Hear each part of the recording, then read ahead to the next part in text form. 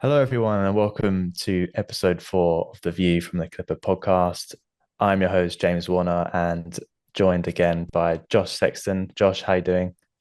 Yeah, I'm good, thank you. Yeah, the Clippers have given us an interesting start to the season to sink our teeth into, haven't they? And traveling to LA myself on Monday, so I'm sure we're going to come on and talk more about that in terms of specifics, I should say, of covering the team. But yeah, very excited to get over there and to see the Clippers up close and personal. Yeah, mate, it's going to be a great experience for you, and we can definitely touch on those games that you're going to be covering. As you mentioned, the Clippers season is underway. Um, we had opening night at Intuit Dome against the Phoenix Suns. Unfortunately, couldn't get the win. Went into overtime. I thought it was a great game. The Clippers showed that they're going to be like an excellent defensive team to start the season. They've definitely proven that over the last few games as well. What was your thoughts on opening night against the Suns? Yeah, the funny thing is like going into the season, and we'll come on to talk about this more in terms of the evidence of the other games that have happened since the Suns game. But I think you got everything out of that Suns game that you expected from the Clippers in terms of they were so, just brilliant defensively. I was going to say solid defensively, but I honestly think that undersells it for what the Clippers are showing on the court at the moment. They just look like a premier defensive team, really, in one-on-one situations. If you're sort of going man to man, as a scheme as a whole, the hire of Jeff Van Gundy, but also like I think we should be giving credit to Tyler as well because I think people aren't sort of overly quick to do that really, and maybe Tyler has lost a little bit of the goodwill down the years just because there's not been too much success down the years, and Ty's been sort of thrown in with that and some of the bad decisions that have been made down the years. And listen, he has to take accountability for some of those things, but I think what he is a great X's and O's coach, as comes out in the GM's survey every year, which we of course talked about on the last episode a little bit. But also he's a great defensive coach and has been a coach who has set up great defensive teams in the past, and he's doing so again. And you saw that against the Suns, but then you saw the areas where it can go wrong as well, and where the pitfalls are in terms of just being a little bit offensively stagnant, not having too much playmaking, and being able to sort of because in the modern NBA, like, it doesn't matter how good defensively you are, really, teams are going to be able to put runs together, and especially teams with the firepower of the Phoenix Suns, like having a team with Kevin Durant, Devin Booker, and Bradley Beal. And I know Beal is very much the sort of third string out of that, but if Bradley Beal is your third string as a scorer, then you're going to be a team who's going to score a lot of points over the course of a season. And the Clippers managed to take them to overtime. And I think there's probably, like, if we're looking at sort of themes going forward from that game, I think the Clippers maybe contender or fake contender killers, I should say, this season, because I'm not sure I'm buying how much of a contender the Phoenix Suns are on the whole, No. considering when you look at the sort of scale of the other contenders. I mean, they've had a brilliant start to the season. I know, like, the set 7-1 is a great start for them, but I'm not sure I'm buying too much stock on the Phoenix Suns. I think they've got some quite clear flaws, and the Clippers, albeit not exposing it with a win, but I believe the Clippers have at least landed a couple of blows on them to soften up some of those areas. Yeah, I mean, I wasn't too impressed with the Suns on opening night either. To be honest, I don't know if that's because I don't think many Clipper fans were sure what we were to expect from this Clippers team to start the season. But I think the way that they matched up on opening night, and we'll get into it, the Clippers demonstrated that they're going to be a fantastic defensive team and they can compete with absolutely anyone in the league. We also spoke before about the influence of Intuit Dome, and now like we haven't had the best start in Intuit Dome. Obviously, losing opening night and a narrow loss to the Suns in overtime, but we've also lost a few other games there, and it was only against the 76ers and the Spurs where we've actually picked up our first two wins in the arena. But I thought something interesting that did come out of that first game was how some of the Suns stars reacted to the wall, and it was definitely a big opening night for the Intuit Dome and for Steve Ballmer to showcase what they've spent so long building. It was it seemed, at least, I wasn't in the arena, but from home, from 3 a.m. In the UK when I was watching it, seemed like a raucous basketball atmosphere that it was promised to be. And you had those quotes after the game from Kevin Durant saying that he couldn't stop looking at the wall. Like it was sort of mesmerizing for him. And when he was taking those free throws down the stretch, and he was even missing a few, right, which is quite rare for someone of Kevin Durant's ability.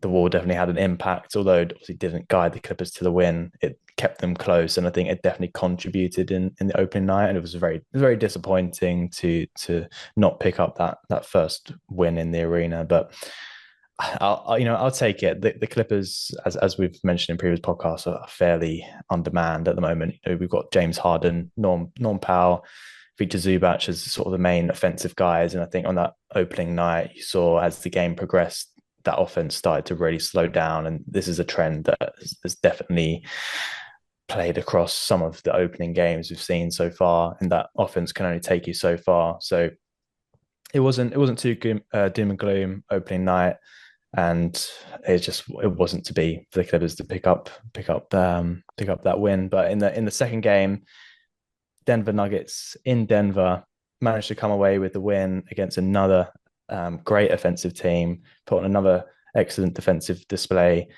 Are there any things from that game or any of the preceding games that you particularly picked out on?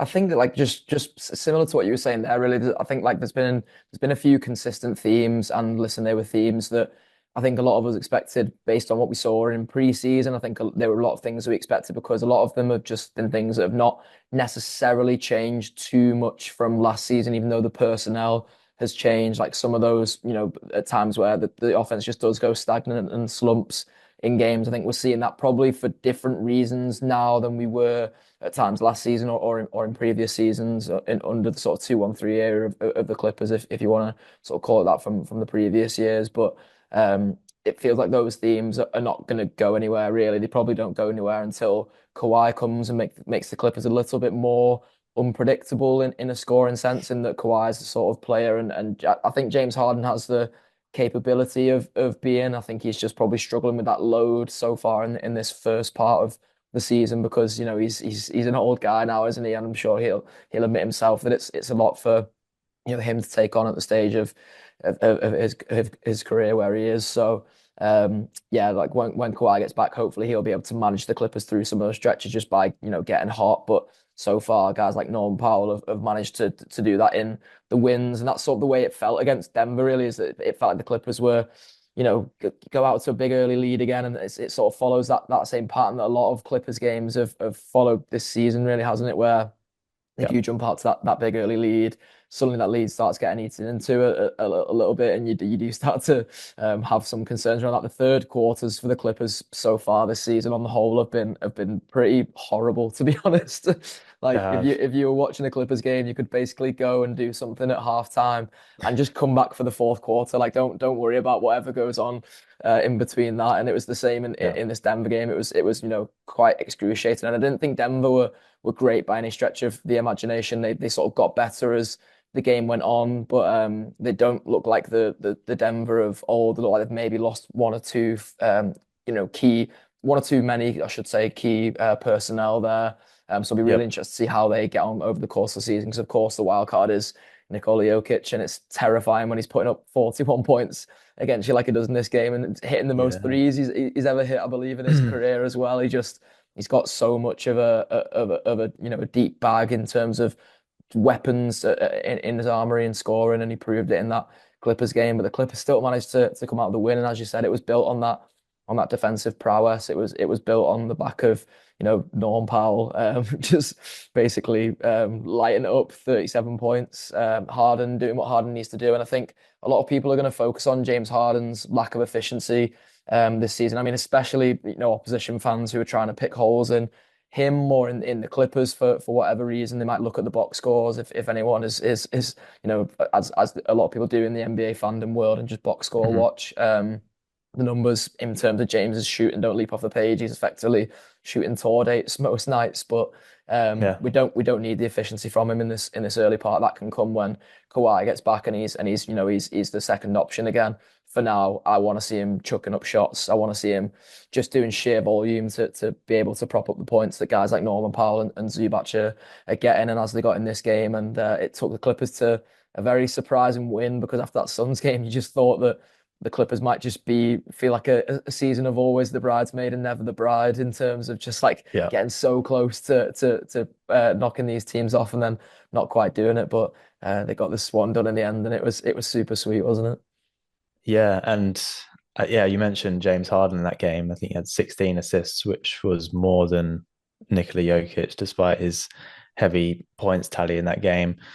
I was really impressed with the Clippers, and I don't know. I think I probably agree with you that again, like Phoenix, Denver seem like they aren't the team of recent years, and that seems like they're also going through a bit of a Russell Westbrook experience, where you could definitely tell in that game when he was on the floor that they were not efficient at all, and you could see him pulling up from all different parts of the court, and you just knew that those were not efficient shots. We've seen them at the Clippers, and we've seen how he's hurt the Clippers when he's on the floor. He's had some decent games for the Nuggets since then, but I think he was sort of to their detriment on that second game of the season. But overall, was a great win, and again, just the Clippers offense just being absolutely superb. And I think I saw a lot of discourse on Twitter from Nuggets fans in particular talking about Chris Dunn and how excellent he played in that game, and it was sort of night and day between Russell Westbrook and Chris Dunn, who ultimately we've swapped in a way through free agency, right? In terms of losing Russell Westbrook and picking up Chris Dunn. I know that Russ has sort of come into his own on the defensive end over recent years, but the way that Chris can sort of manipulate the defense and just really be impactful on the opposing team's offenses. It's just been really impressive, and I think we've seen it over the recent years. But I think particularly in this Nuggets game, he really looked awesome, and it's been great to see. The Clippers also followed that game against the Nuggets. It was a first back to back on the season on the road, playing the Warriors. It was a 112-104 win for the Clippers on the road, which I think was a bit unexpected, at least from my part. I know Steph went out of that game with an injury, but I thought, second night of a back to back, you've had James Harden playing heavy minutes against the Suns, and then also, you know, playing a big role against the Nuggets. I thought, he's going to get gassed. There's going to be minutes for guys like Jordan Miller, Bones Highland, but the Clippers came out of this one with the second win of the season, and all of a sudden they're in the position where, they're 2-1, and things are looking good, right? I think my only concern at this point in time was the Clippers' lack of 3-point shooting and volume of 3-point shooting. We played a Warriors team who obviously like to let it fly from three. But I've seen a stat recently to suggest that the Clippers really haven't been a very good 3-point shooting team. And I think they were potentially a bit lucky that Steph didn't come back into this game. I don't know if you managed to catch much of this one, but I thought they got away with one by, I think Steph didn't play the second half. So, if he plays that second half, who knows? They still came out of it with obviously an 8-point win. But I think you take it early in the season, try and build some confidence around the team. And to come out of those first three games being 2-1, I thought was quite impressive. Yeah, absolutely. Like you've basically given all like the things that I guess go against the Clippers there in terms of how good a win this was. But you're right to mention that it's the second night of a back-to-back. It's the second night of a back-to-back where Harden's played heavy minutes, and once again, just like the Clippers just managing to like pull something out of the fire. And again, it sort of follows that, I guess, like similar pattern we're getting used to now. The Warriors actually came, like basically matched the Clippers out of the gate in this one. This is probably the Clippers' maybe best third quarter of the season, in that you're right. I think like basically the momentum came out of the Warriors once Steph went down, and from there the Clippers were just able to like just about keep them at arm's length enough for it to be a Clippers win in the end. But what was so impressive about this, I mean, like, let alone the fact that we're now talking about the Warriors as a 7-1 team, and the Clippers are the only, blot on that copybook for the Warriors. But, just again, like defensive solidity or all round in the team, like Chris Dunn was really impressive in that Denver game. He's a game high 20 in the plus minus on this one for those who sort of are looking at the box score to see what Chris Dunn has been up to. He has 9 rebounds, 4 assists, 4 steals. Just the way he works on the defensive side of the ball, as you've referenced so far, like he is the definition of a dog really on that defensive end for the Clippers. He's probably something that we've not had in the team since maybe Patrick Beverley. And I think you could argue with Pat Bev that he was almost treading too much of a line sometimes. Like he was always in danger of like going too far on a play. Like Mhm. I know he wasn't a Clipper when the Russell Westbrook injuries happened back in the day and stuff. But that's the sort of thing that Pat Bev is unfortunately capable of doing, because he's just going to almost play harder, not smarter necessarily. Whereas I think Chris Dunn, it's not to say that he doesn't work hard at all, but he works very, very smart. The way he is in the passing lanes and things like that, he just stood out so much to me throughout this back to back. And you could argue he's probably the Clippers, best player of the back to back. Really, it feels harsh on Norman Powell to say, because he plays Mhm. so well in that Denver game. He gets Yeah. 20 points in the game against the Warriors, so it's a slightly lesser scoring night than his 37 against the Nuggets the night before. But that's to be expected in terms volume. He's expected to put up and things like that. But then we get a Derek Jones Jr. game in this one, who I'm sure we'll come on to as we sort of go deeper into this and look more into the games. But I think he's been as much of a revelation as we hoped he'd be so far as well, and probably not in the way that Chris Dunn is, in that I don't think the expectations were too high for Chris Dunn, because he's just not one of those sort of like big name pickups. Really, it doesn't feel like where Derek Jones Jr. was a finalist last year. We all had high hopes from, I think, and for me, he's meeting those expectations that I had from at the start of the season so far. So yeah, this was like an incredible back to back to get both of, to be honest, because I think the Warriors. I don't think I would have them in that fake contender bracket necessarily. I think if you'd have asked me after that game, I'd have said they are. I'm starting to see a bit of the method to the madness of how the Warriors could be good just by sheer like length of both of their starting and bench units. I never Mhm. understood the Steve Kerr slander that was going on a lot over last season, and I couldn't believe, to be honest, that there were Warriors fans that were getting carried away on that as well, because like Steve Kerr doesn't have to prove anything to anybody in the NBA. He's one of the best coaches in the league, and I think you've seen that over the course of their starts of the season. So Yeah.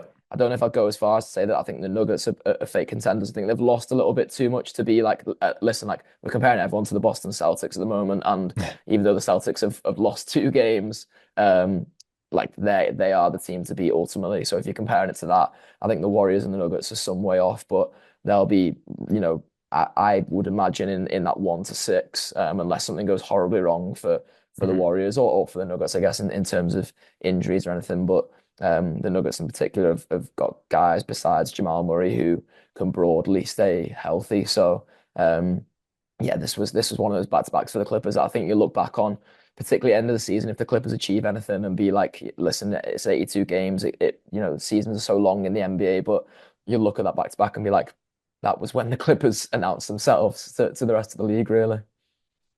Yeah, I think they definitely shocked a lot of the league for being 2-1 after those 3 games. I think we all looked at those first 3 games and were questioning whether we were going to be 0-3 going into that Portland game, right? So yeah, I think they can take a lot from those games and the fact that they've played contenders, whether they're real contenders or fake contenders. These are teams that obviously have real firepower offensively, right? And the Clippers just, I know they've had performers so far this season, but without Kawhi Leonard, you're asking a lot of your offense to produce consistently throughout these games, particularly against teams that have the likes of Kevin Durant, Devin Booker, Nikola Jokic, Steph Curry. Like these are guys who can really take over games. And, obviously we have James Harden and he can absolutely do that. He's really a one-man show, and he's sort of a facilitator for hopefully another star who will be Kawhi Leonard once he returns. So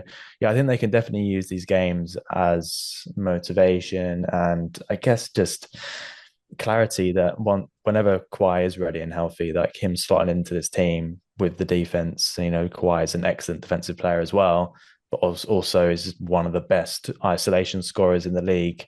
He's just going to slot into this team perfectly, and we'll know that we can compete with some of the teams towards the top of the table. But obviously, after that win against the Warriors, it was then a 1 point loss to the Trailblazers in the Clippers' second game in Intuit Dome, which I think was a bit disappointing, to be honest, and a little bit unexpected just because of, I guess, the Trailblazers aren't a team that is going to be anywhere near the playoffs this season. They've sort of got a mishmash of a team following that Damian Lillard trade.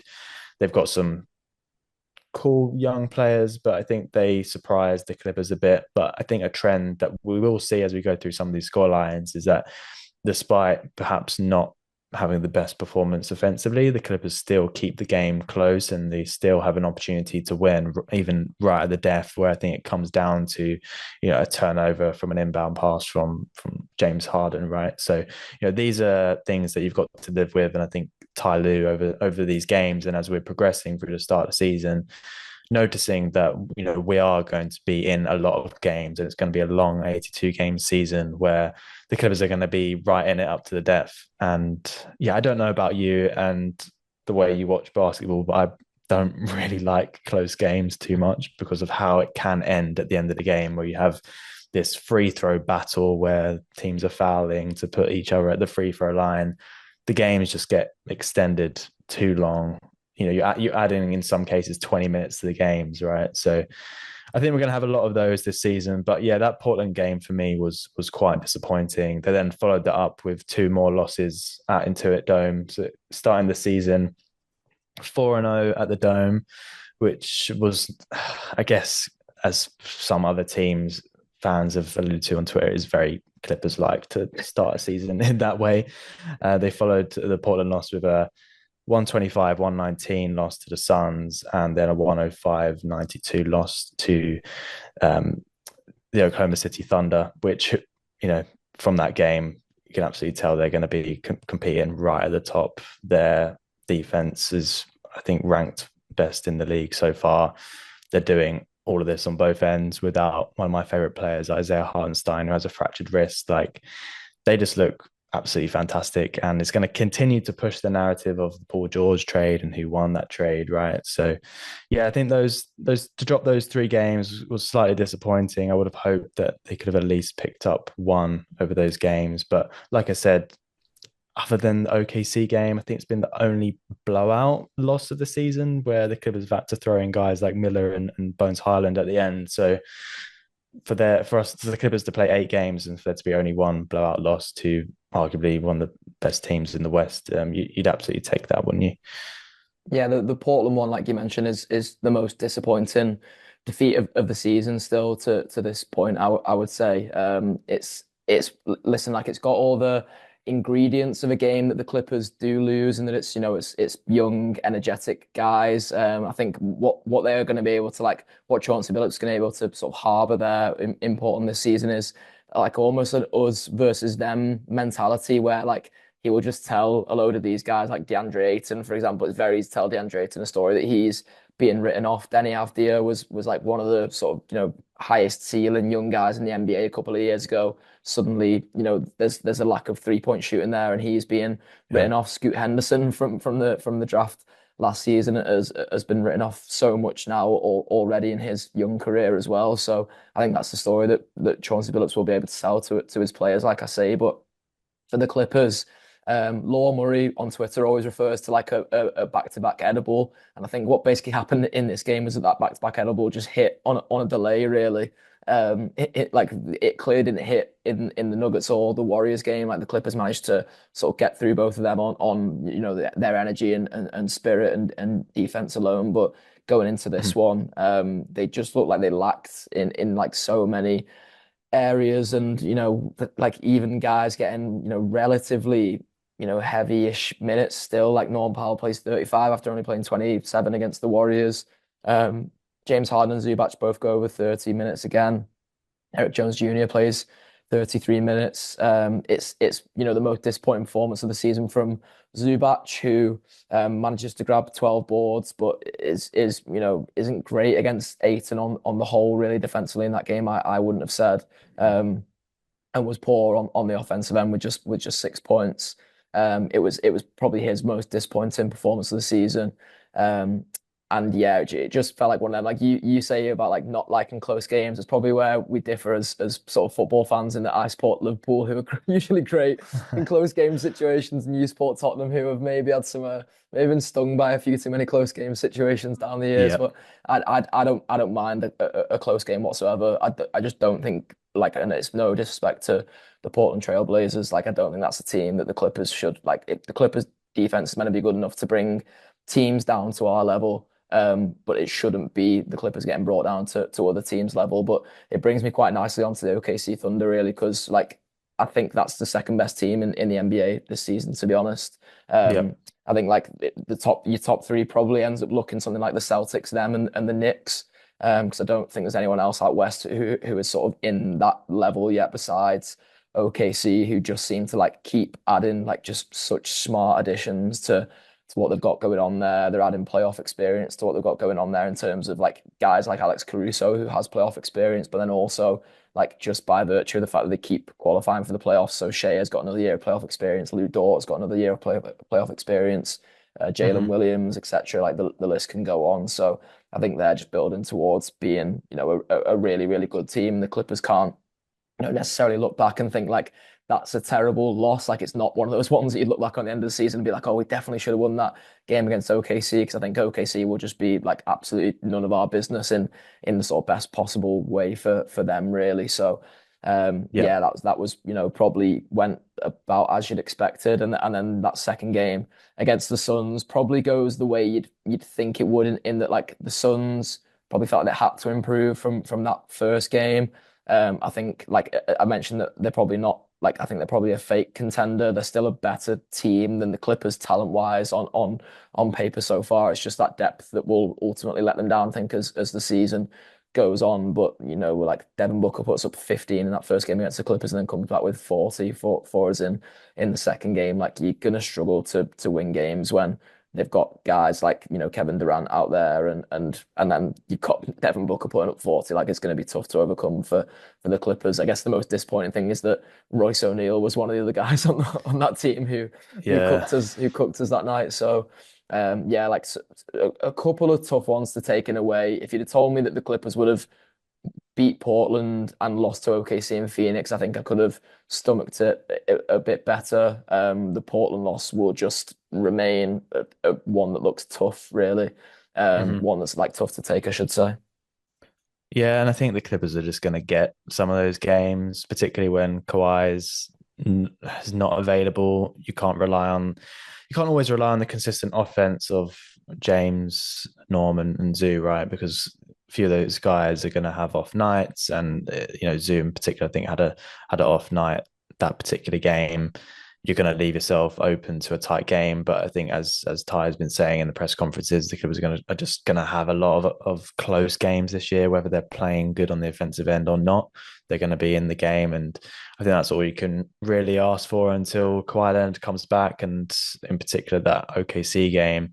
Although I don't think they could really compete with that OKC team. I'm very interested to see a healthy Kawhi Leonard in this Clippers side match up with the Thunder, because you're looking at probably two of the best defensive teams in the league based on personnel, and then you've got Shai Gilgeous-Alexander and Kawhi Leonard, two of the best isolation scorers. Also, you've got James Harden, right? So that's going to be an incredible matchup, and I'm really hoping that obviously we see Kawhi Leonard on the floor this season, but the Clippers are just going to be in a completely different world to the OKC Thunder, because I feel like the profiles of both teams are very similar. They've got a lot of defensive guys who are probably towards like the top end of their, I guess, ability, right? You got guys like Alex Caruso, who the Thunder picked up in the offseason, who renowned from being one of the best defensive players in the NBA Clippers obviously picking up similar profiles in Chris Dunn and Derrick Jones Jr. Obviously, where the Thunder are just ahead right now is they've got consistent scorers, whether it's Shai Alexander, MVP contender, Jalen Williams, or even Chet Holmgren, who can be a sort of a stretch five for them. It's a frightening proposition, but I still think Clippers can compete with them, and I'm eager to see them play again once Kawhi is available. Even if Kawhi's not available, I think the way that our defense has been working over these first 8 games, we can give any team a run for their money, which is a great thing to have, I think, as a team, and just to have a chance against any team in the league, including hopefully the Boston Celtics when we match up with them. Although we'll see about how they if they manage to shoot the lights out or not. But yeah, I mean, it was disappointing, like I said, to drop those 3 games. But fortunately, the Clippers since then have picked up 2 wins. They picked up their first win at Intuit Dome against the San Antonio Spurs. It was a nasty first quarter. I didn't manage to catch this one live, but watching that back was I've seen many a games from the Clippers like that one. It almost felt like they were back in crypto playing an early afternoon game. The way they started that, they had to rally back from a 26-point deficit to beat the Spurs 113-104. Wembanyama was, I think, really effective for the Spurs in this game, but I think they sort of showed their colours a little bit. The fact they're not going to be in many conversations this year in terms of competing for playoff spots. Really, I think they're sort of just a Wembanyama team, and he's just spectacular, but he can't do it all, and he's still, I think, young and learning the game. He had a number of blocks that night, but I think the Clippers um, just had a bit too much for them in the end, and they got their first win in Intuit Dome in typical Clipper fashion, which was a big comeback victory from 26 points down. I think Amir Coffey was probably one of the most influential players in that game. I think he had 5 threes in the night, finished with 21 points. And that's what the Clippers, I think, are going to need from their offense. And it's been a trend that we've certainly noticed up to this point, where just not shooting enough threes. And if you're not shooting enough threes in the modern NBA, you leave yourself at the mercy of the other team shooting and hit more threes than you, just because of the volume of threes throughout the league now is just, it's above 40 for some teams, right? Clippers averaging 33 on the season. If they can get scoring nights from guys like Amir Coffey can sink 5 threes, like they're going to be with a shot of winning with the way their defense is playing. So although the start to that game was very shaky, managed to pull that one back. Again, first win at Intuit Dome. What were your thoughts from this first win of the season in the arena? Yeah, it was like you say, that first quarter was just so rough. It was like, oh, like nothing I'm seeing, to be honest. Like, to go 26 points down to a team who, like, again, like, no disrespect to San Antonio, because Wembanyama's a generational talent. Chris Paul's obviously, an aging but generational talent.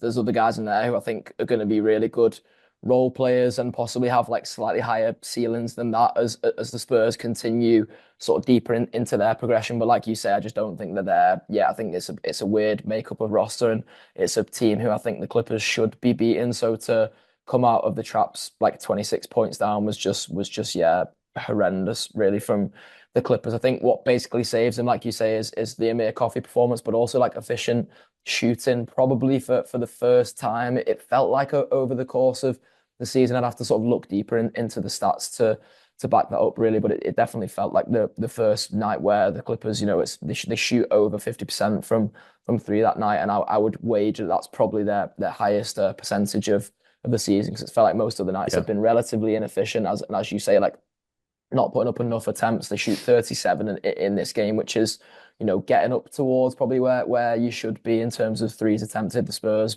attempt 41, but they only make 11 of theirs. We make 19 of our 37. So that is ultimately what saves them, is that Norman Powell's efficient.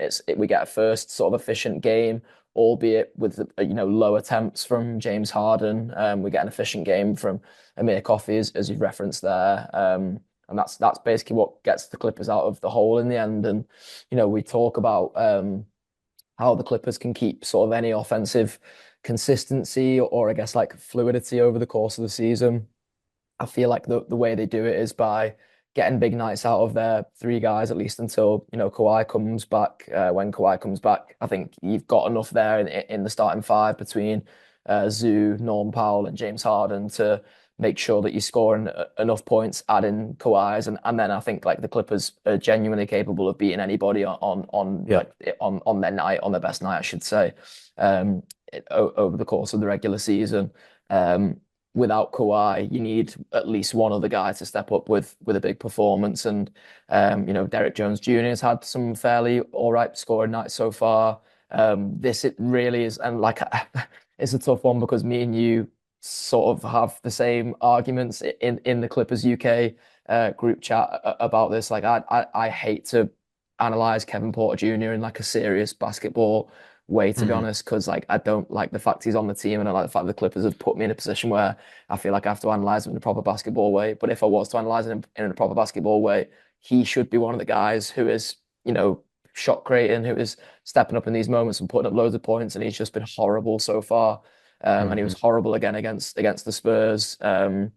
3 for 10 from the field. He puts up as many attempts as James Harden in a game and makes three of them. He's 0 for 2 from three.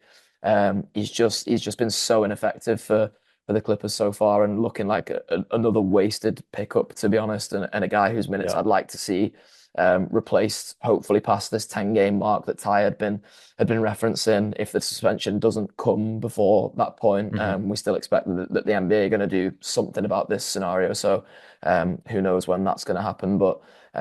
Yeah, I mean, I've said all the bad points there about that game against the Spurs, but as I mentioned, if the efficient shooting is eventually what pulls the Clippers out of the slump. Norman Powell again is eventually what pulls the Clippers out of the slump. Amir Coffey shooting, Chris Dunn a plus 24. Like I think it would be hard to like categorize Chris Dunn when you're looking at box scores this season. Um, because you probably gets a bit lost in the plus minus, and plus minus also is not a perfect way of assessing someone's game No. on the whole, really. But I think like that number does Chris Dunn justice in this game because once again, like he's so effective on the defensive end. It's probably Zubac's most effective game of that 3 game stretch that the Clippers lost. Zubac just wasn't effective throughout any of those games. Really, he scores big against Phoenix, but he has a pretty poor defensive night against Yusuf Nurkic in that second game against Phoenix. Mhm. But he pops back up with a big defensive performance in this one. He's great against Wembanyama and keeps him as quiet as you can keep him. He's really inefficient from three that night, Wembanyama, and Zoo stopped him being able to do as much inside as well. So yeah, it went from horrible to like a really quite good, consistent Clippers performance after that first quarter. And they get the win that they probably expected to get in the end. And as you say, that first winning into it, which feels like it just came after way too long a time. But by the way, like you referenced that fan saying it's the most Clippers thing in the world to go like the first 4 games that win into it. Like that guy was a Thunder fan. Like as if like the OKC Thunder have all this success under the belts and they can be I saying stuff know. like you've got a good team now, but in the words of Erling Haaland, humble yourselves.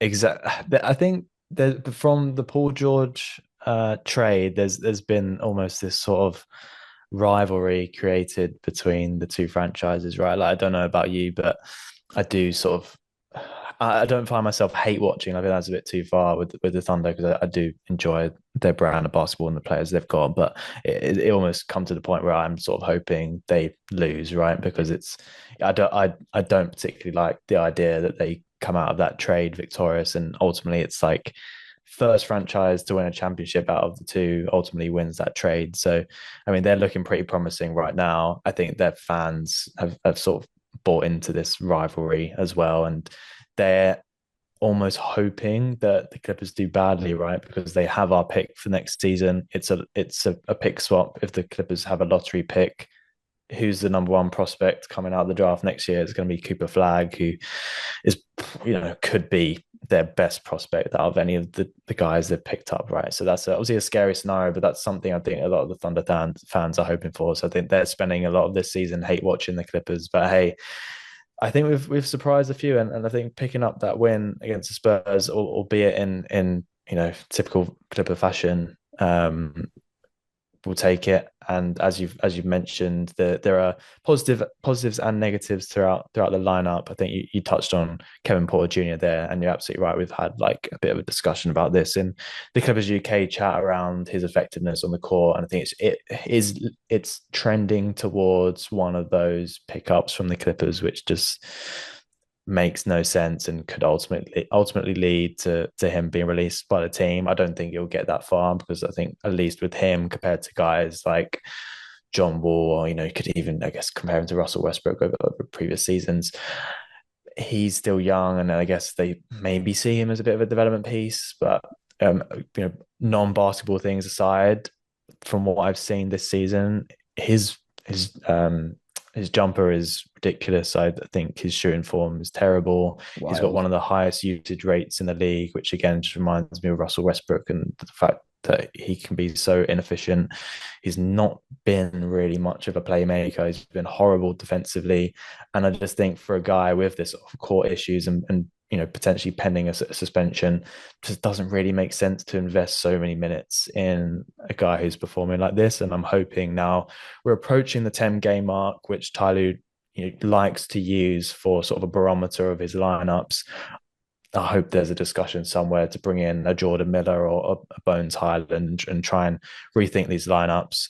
I don't really want to throw Kai Jones under the same bus because he doesn't upset me, I guess, as much as Kevin Porter Jr. does. But I think it's a similar question for him in terms of his output recently. I haven't been too impressed with him sort of commanding that backup five position. I know he's not averaging much minutes. I think he's been playing around 5 to 10 minutes, in some games, but I think those are minutes that we could use for perhaps a small ball lineup.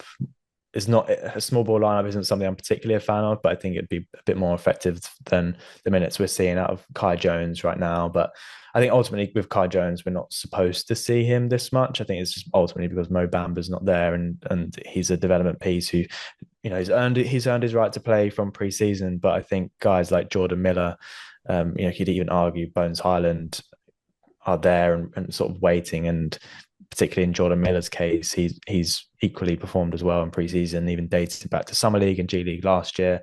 Still yet to play any meaningful minutes. I think his only minutes of the season so far have come in a garbage time game against the Thunder when it was a blowout. So yeah, I think there are still question marks around Jordan Miller, around Kevin Porter Jr.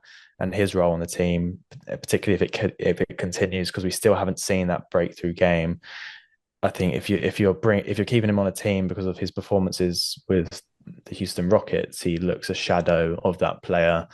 I know he had a few good seasons for the Rockets, and he really did look like he could be a star player in the making. But he looks a complete shadow of that player from recent seasons. And I really hope that they cut this experiment short, or at least the league finally come to a verdict on his suspension, right? Because I mean, I hope that's not what it takes to get Jordan Miller some minutes on his team, but I think he desperately deserves it over what we're seeing out of Kevin Porter Jr. right now. I think if we round up these games, we can touch on perhaps some of like the takeaways from the first 8 games, particularly from what the stats are saying, and then maybe some of those lineup decisions which I've alluded to from Tyloo, where he may go from after this. But we had a game last night which saw the return of Paul George, and I know you've got a lot to say about this, Josh.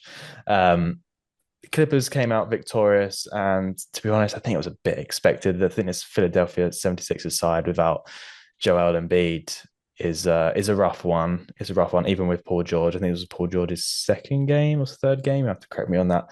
But the Clippers won 110 98. It was quite a comfortable victory, to be honest. There wasn't much in the way of output from the 76ers. Paul George, if you're interested, finished with 18 points, 7 rebounds, 2 assists, 3 steals.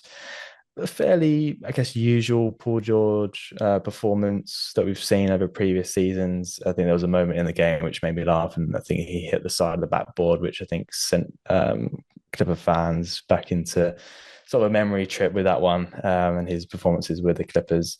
He didn't get the ovation that he was expecting, but I think everyone else was expecting the reaction that he got.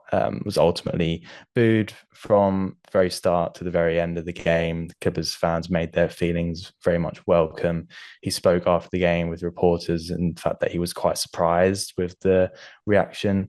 The Clippers actually did give him, a short clip at the start of the game to sort of thank him, and we can't ignore the fact that Paul George has done a lot for the Clippers franchise. Like that's been recognised. We've recognised that in a previous podcast that he's dragged the Clippers to the Western Conference Finals, but from my point of view, and many Clippers fans, and I know you want to get into this as well, is that it wasn't the fact that he left, but it was sort of the manner he left and the things he had to say about the Clippers. And it doesn't help that he has a podcast, and I think he has to realize that with the fact that we can literally understand all of his thoughts and feelings around that Clipper move, and it's all documented on his podcast, along with his co-hosts who were also at the game last night. He had some sort of not great things to say about his time with the Clippers, and just little bylines that I think rubbed some of the Clipper fans the wrong way. But Josh, the floor is yours. Let me know your thoughts on Paul George's return to the Clippers last night and his reaction to being booed. Yeah, Paul Clifton, Anthony George. It will always be a tough one for me with PG because he was one of my favorite NBA players before he came to the Clippers. I was so happy when he was a part of the Clippers because he was one of my like favorite guys. He was this like seemingly like down to earth superstar. I think the problem is like PG's problem is like he's so down to earth. He's almost like a teenage boy. He's just got this like strange mentality and like way of like not taking accountability for things that he says, things that he does, like the way he operates, and that unfortunately came out in the wash over the course of his Clippers career. And like you say, it's not to like denigrate anything that he did with the Clippers or take away from any part of his career in LA because he helped the Clippers get to a first Western Conference Finals. There was so many times where he was basically let down by the health of Kawhi Leonard and was forced to step up and be the number one option in those moments. But unfortunately, like that's what max contract guys are expected to do. And time and again, even though he demanded a max contract right until the very end, he didn't act like a max contract guy. And I don't like to talk too much about how that looks on the court necessarily in terms of like people will talk about, oh, like he put up this many points and shot this in like a playoff game like that. That's not really what I focus on. For me, it's like it's more the intangibles. So like going on his podcast and moaning that he has to guard the opponent's star player. Jaylen Brown was sitting in huddles in the finals last season, saying to me, "Give me Luka," taking on the assignment of guarding Luka Doncic, and he was the Celtics' best player. He won Finals MVP. He was the Celtics' best player throughout that playoff run. Like I don't think anyone would try and argue that it was Jason Tatum or anybody else. Like it was Jaylen Brown, and he was asking to guard the team's best player. Like you should just be prepared to do that for your team to win. I don't think he owes the Clippers anything.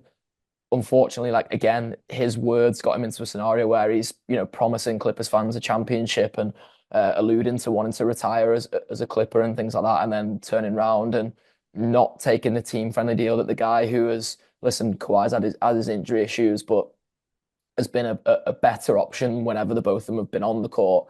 And is the superstar he is, the face of it. The whole trade was, even though it was George coming in on the trade, it was hooked around the idea of Kawhi being the sort of blockbuster one of the two, because at the time Paul George was playing second string to Russell Westbrook with the OKC Thunder, and that was the role that he was used to playing since his days with Indiana. So Mm-hmm. I think like you referenced what Kevin Durant said about the wall in that first game. The wall is going to teach some superstars some valuable lessons this season. I don't think anyone will get as clear a lesson from the wall as Paul George, literally getting the words "think before you speak" held up on placards in the wall last night. Brian Seaman said it best for me, like, and you've referenced it there. That like it's not that he left or how he left really. It's how he's disrespected the franchise off the back of leaving.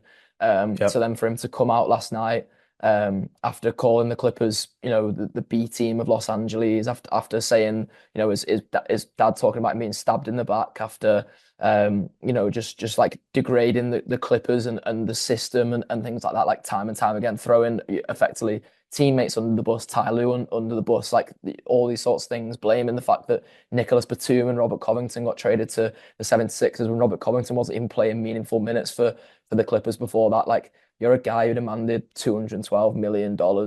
And you're talking about a guy in Robert Covington who didn't get minutes being traded away as like a big like factor in it. Um, like the placard said, think before you speak. Like Brian Seaman said, how does it feel to lose to the B team? And then like, if Paul George is confused when he comes out after why Clippers fans may have booed him in this game. And I laughed when I heard Clippers fans booing him. I don't know if I was there in a fan capacity, whether I would have booed him to be honest. I think like I always prefer to just like sort of leave it in those scenarios a little bit Yeah, when an old player comes back and an old player who maybe is like scorned fans in a way. But I understand the boos. Like as I've of just course. referenced all the evidence there. If Paul needs to see the evidence, then I'm happy to like play him this part of the podcast, or I can play him parts of his podcast where he's disrespected the Clippers. Yeah, think before you speak, Paul. I think, yeah, you've summarized it perfectly. It's pure delusion from Paul George to say what he said on his podcast and expect to come back to LA and into a dome and receive, an applause, or, not receive any boos at all. I mean, I've got the full quote that he told members of the Clippers media here, and it said, on the booze from Clipper fans, he said, "I mean, it's stupid. I was a free agent. It wasn't something that I demanded a trade or went against the team. They presented a team-friendly deal, and I did what was best for me. There were cheers. Those are the ones I played for. There were boos. I didn't get it." And yeah, it's just a more delusion from Paul George. The same reasons he gave for, leaving the Clippers to join the Sixers was to play, a better brand of basketball. But I don't know about you, but the way I see this Sixers team starting the season, I know they're not with Joel Embiid, but I think they're going to run into similar issues that the Clippers faced over previous years with Paul George teams, where ultimately he's going to have to be the ball handler again. He's going to have to be the playmaker, and he's often spoken that that's not what he likes to do. You've seen, I think, over the first two games, I think particularly the first game that he came back and played, he was bringing the ball up the court. He's like spoken about the fact that he doesn't like to do that. So, like, what is it, Paul? Like, what do you enjoy doing? What kind of basketball do you like to play? It's obviously not with the Clippers, and I can just see this experiment with the Sixers going the exact same way. And I think, unfortunately for him, if he thinks the boos last night into it Dome were bad, I don't know if they've seen. I don't know if he's seen how they treated Ben Simmons over previous seasons, and if he produces similar displays as he has for the Clippers in the past of just not showing up, and sort of not particularly caring, or if he goes on his podcast after losses and starts complaining about the team, or not really giving clear answers, I think he's going to quickly find himself under a similar reception. So hopefully he takes those words from the Clippers fans to heart. It doesn't seem like he is, but I think he should take it as words of advice, because he should think before he speaks, particularly with that 76ers fan base, because they're not going to give him a reception like he did. If he thinks that was bad, he might have a whole another thing coming. But that was Paul George. We won't see him again to it Dome until next season, unless we miraculously meet, in the finals, which I personally don't see happening. What a Um, narrative, though. I know. Could you imagine the two teams that have seen the load management stars of Joel Embiid and Kawhi Leonard meeting each other in the finals, but also, yeah, Paul George returning? That'd be incredible. I'm here for it personally. I would absolutely love to see a seven series of that. So ultimately, the Clippers won last night, and I think it was, like I said, to be expected without Joel Embiid. I'm pretty sure the Sixers have only won one game this season without Paul George, and obviously now only just brought him back. As I said, I think they're going to struggle without that playmaker, which is what previous iterations of 2-on-3 looked like, where we were sort of trying to desperately find that point guard for to sort of accompany Paul George, and it looks very similar. The playmaking on their side looked atrocious last night, and Kyle Lowry isn't the guy he used to be. in terms of a playmaker or a facilitator for that team. So again, I think it's not one where you can take too many takeaways for the Clippers, but I think the sample size of the season is obviously growing, and we're approaching that 10 game mark. Clippers currently standing 4 wins, 4 losses, around 500. I personally think that's where they're going to stay until Kawhi Leonard comes back.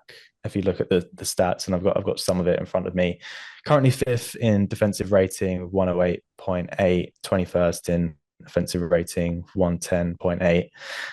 Just the fact that they're such a good defensive team, and as we've mentioned on the pod so far, they're going to hang around a lot of games, but as those offensive stats show, are just not consistent enough to really produce on a consistent basis. Currently 24th in 3 point attempts per game as well. Like I said before, seen a stat which suggests that the Clippers are really underperforming in terms of winning the net battles from the 3 point line that often over the 8 games they've played so far. I think over the last two they've done pretty well, but before that, the first 6 games sort of been outperformed from the 3 point line, and that's going to be part of the Clippers' struggle this season. But they've been a fantastic perimeter defensive team with guys like Chris Dunn, we've spoke about, and Derek Jones Jr. just being absolutely amazing. And I think if you watch the Clippers even for a second this year, and you can see how they fly through the switches, they're just so athletic, so fast on the defensive end, and it's credit to the new role players, credit to the guys who've stepped up. I know players like Terrence Mann have caught a lot of flack this season, but he's ranking high as one of the sort of the best defensive players in the NBA this season. Although obviously his offensive output hasn't been quite there, I wouldn't read into that too much. He's been fantastic on defensive end for the Clippers, and been obviously the one of the Clippers' point of attack defenders, who guards the best players every night and does a fantastic job at that. Just some other stats I picked out: eighth in offensive rebounding, which is interesting. The Clippers have been a pretty horrible offensive rebounding team over previous seasons. I think they still potentially give up too many offensive rebounds to opposition, but if we're getting our own offensive boards and creating those second chance opportunities, that's only going to help our offense, which we know is quite slow in the half court. It's not like previous seasons where we have those elite ISO players in Paul George and Kawhi right now. So that was something I picked out that was particularly interesting. And something else, which again might just be early days, but currently 29th in turnovers per game, 17.1. Yeah, just too many turnovers. And I think that again, that's just down to the offense just not clicking right now, and just not having those clear ball handlers, particularly in the second units. It's been pretty disappointing. I know they've touched on Kevin Porter Jr., but there are a whole bunch of culprits for this, and I'm not going to pick on just one player, but I think that bench unit could do with more shoring up. And I think, like I said, as we approach the 10 game mark, which in previous seasons Ty Lue has used to adjust the lineups. Famously, in last season, we saw Russell Westbrook drop to the bench. I wonder if there's going to be any similar moves. But in terms of standout performers, you've touched on it, and I do want to sort of ask you a question about Norm Powell. But Norm Powell so far this season, 25 points per game, 48.5% from three, on 8.5 attempts from three as well, which is an increase from last season. I think he was taking around 5 per game, and he's seen his usage go up 6% from 20 to 26.1. There's been some interesting narratives posed on Twitter recently, and I just wanted to throw this question your way. Do you think with Norman Powell, I guess, not being as much of a value add player last season, and we even had discussions around whether Norm should stay on the team or should potentially be flipped. Do you think with Norm playing so well to start the season that the Clippers should consider selling high on Norm, considering his start to the season? I don't, to be honest. Like I've never really been on the train of trading Norman Powell. It was referenced on the ESPN commentary last night. I was sort of watching the All Possessions stream back on League Pass before we jumped on here, just sort of like refresh my mind about what had gone on. And like they were saying on the ESPN stream that like he's been a scorer for his entire NBA career. He just used to do it off the bench for Toronto. So you're seeing, more production out of him now as a starter on the Yeah. Clippers. He's backed himself the entire time that he's been an LA Clipper. He said that he wanted to be a starter. He said that he wanted to be an all-star. And like so far, I've not seen anything from him that makes me think like he's not trying to be those things. Whether he will be an all-star, if he continues to be a starter for the Clippers, I imagine he probably falls out of the starting five when Kawhi comes back, which would be a bit of a shame. It would be obviously a great plus for our bench unit because you mentioned that's been pretty horrible in terms of ball handling and shot creation so far. Um, he would improve us in that sense, albeit he's not a premier ball handler, but I think it's something that he's made a conscious effort to improve, and I think he has improved Yeah, on. He's made a conscious effort to improve on the defensive side of the ball, and he has. He is our addition by subtraction guy, isn't he? He's the guy that effectively spent the whole summer telling us he was better than Paul George, and then yeah, the best way you can prove it is to have a better game than Paul George when the two of them match up against each other. So, stood on business last night for exactly, sure. he absolutely stood on business. I love Norm. I'd like Norm to stay a Clipper. Like I want to keep as many of these Cali guys as we can, and I know that we lost probably two relatively problematic personalities in terms of I think like I don't know if Westbrook's problematic personality as much as like just as on court like the way he was in terms of usage on particular nights. And I think like the Nuggets are going through that exact same roller coaster like you referenced before with him where I've already seen a tweet today of like his stat line from last night it must have been or like maybe the night before where he got like 20 plus points and had himself a good Westbrook night. The problem is those ones are few and far between, and they keep you hooked in for the nights where he's Mhm. from the nights where he's lacking. Whereas a guy like Norman Powell doesn't give you too many off nights. To be honest, he's a really efficient scorer. Any off nights may come on like low attempts if he's not quite feeling himself. That's the way it's gone in the past. But we've mentioned Yep. there that his role is just very different on the team now, and I'm so impressed. But I also like don't feel entirely surprised by what he's been able to produce so far because I think he just does have a high ceiling, and that might sound strange to say. There's a guy who's like in his 30s there who has a high ceiling, but I just believe that he does, and he's going to continue to be, a huge contributor for the Clippers going into the season. Yeah, I mean, I'm exactly the same position as you in terms of the thought of changing Norm Powell. It just doesn't even come into my mind right now. I do understand why some fans might be posing it just because of the lack of assets that the Clippers have available. So, if the first round pick was to come up in conversation, they might be interested in that. But personally, I think if we were to trade away Norm Powell right now, the Clippers offense would go from one of the worst in the league to probably the worst in the league, right? So we're very reliant on his output right now. I'm hoping that it can continue. And to be honest, I don't think there's a reason why it can't continue. And I think if you even look into the past seasons from Norm at the Clippers or even at Toronto, where he's been having these low usage seasons where he's been next to big stars who do sort of demand the ball, whether it's James Harden, Kawhi, and Paul George last year, or previous iterations of 2-1-3.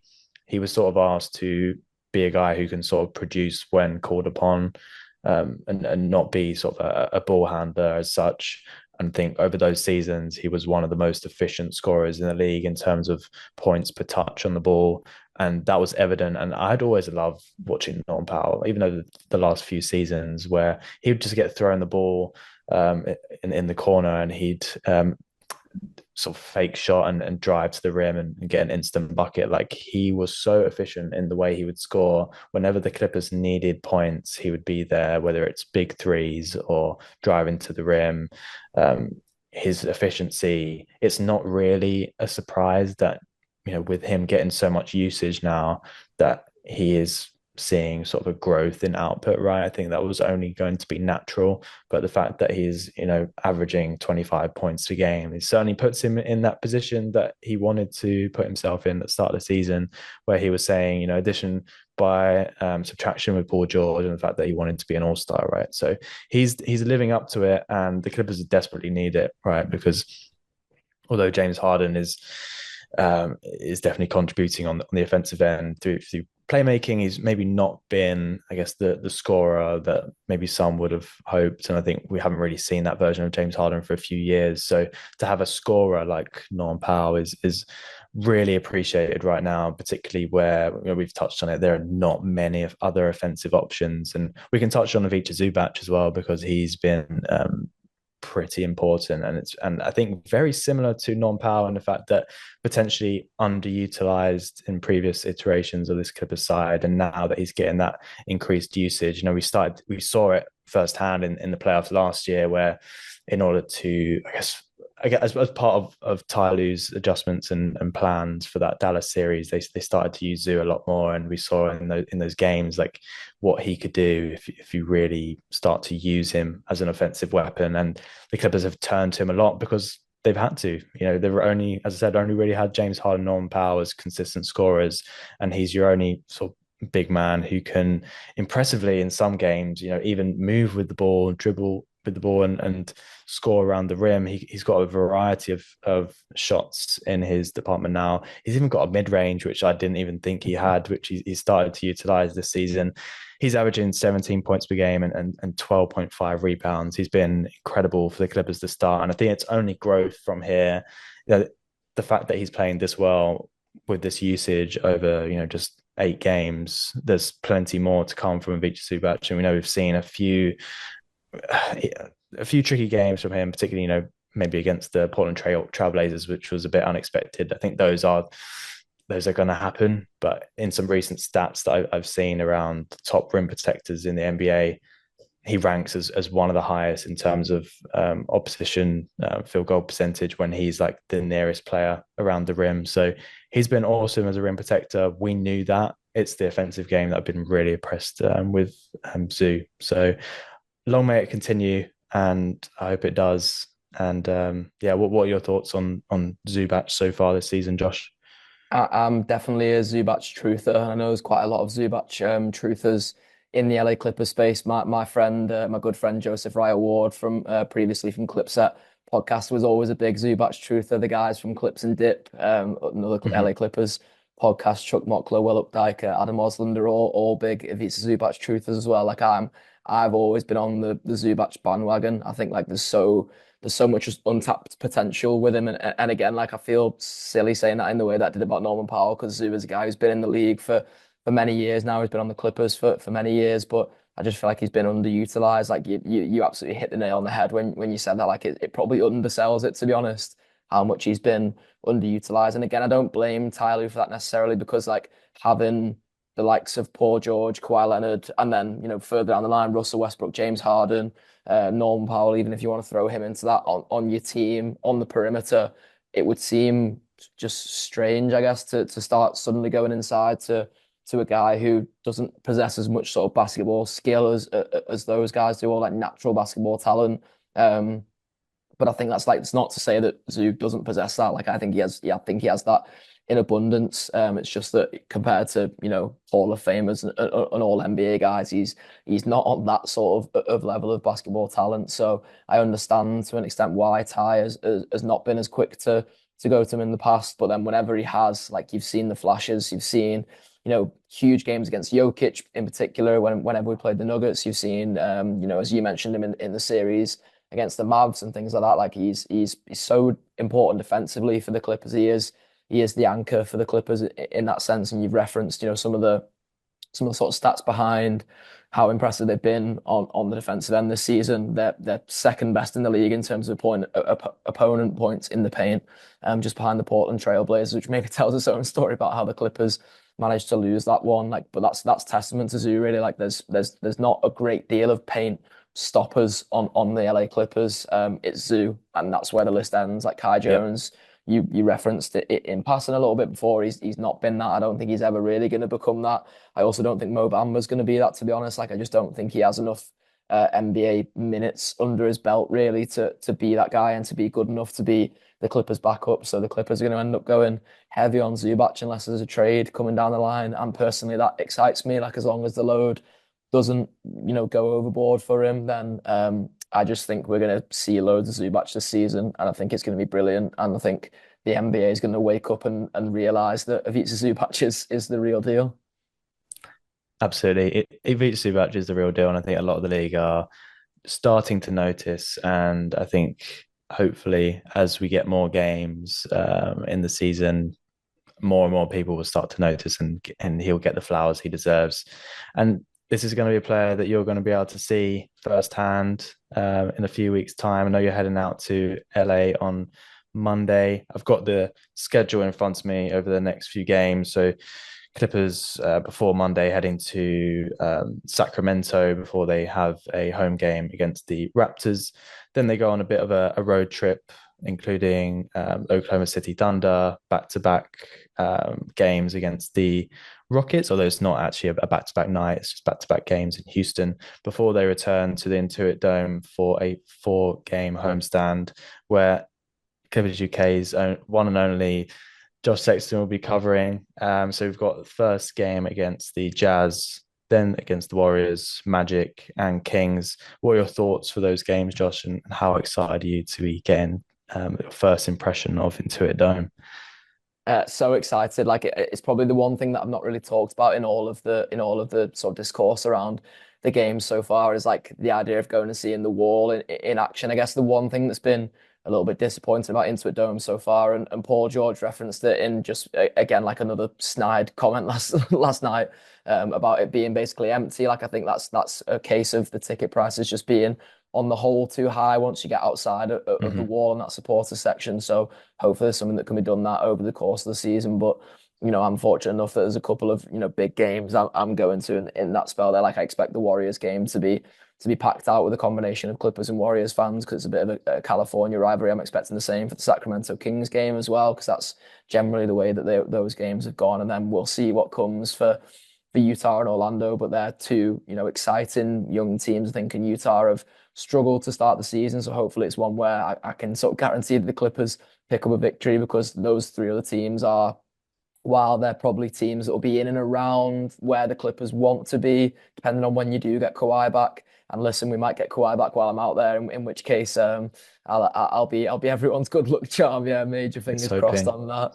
Um, like whenever we do get him back, you hope that's when we can start to ascend from being just a 500 team who make or like maybe even fall outside the play-in. Mhm. Touch wood that doesn't happen. But if they're a play-in team at 500, hopefully Kawhi can lift them to being a low playoff qualifying team when he does get back.